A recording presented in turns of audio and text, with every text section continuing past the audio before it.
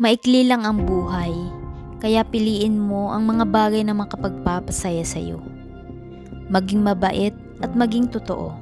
I-appreciate natin lahat ng bagay, kasi hindi natin alam kung anong pwedeng mangyari sa susunod pa. Kaya sana, patuloy tayong magpatawad at magmahal ng buo sa mga taong nakapaligid sa atin. Maikli lang ang buhay para magtanim ng galit sa ating mga puso. Kaya i-let go mo na ang mga hinanakit dyan sa loob mo. Bagkus, palitan mo ng pangunawa at pagmamahal. Kahit maraming problema, piliin mo pa rin ang maging masaya. Piliin mong ngumiti kahit ikaw lang mag-isa. Kahit maraming tao ang manghusga sa iyo, hayaan mo sila.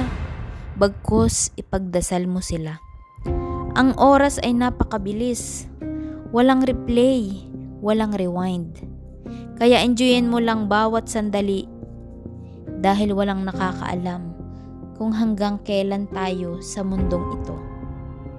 Kung patuloy kang magpapadala sa galit at sama ng loob, hinding-hindi ka magiging masaya.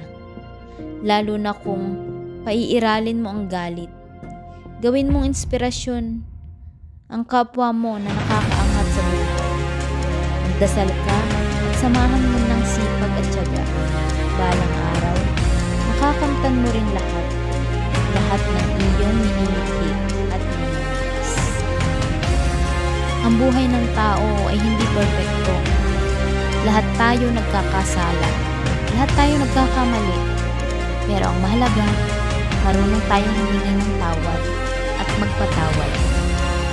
Kaya ikaw, habang may panahon pa, subukan mo nang itama ang lahat para sa ikabubuti mo ng iyong pamilya.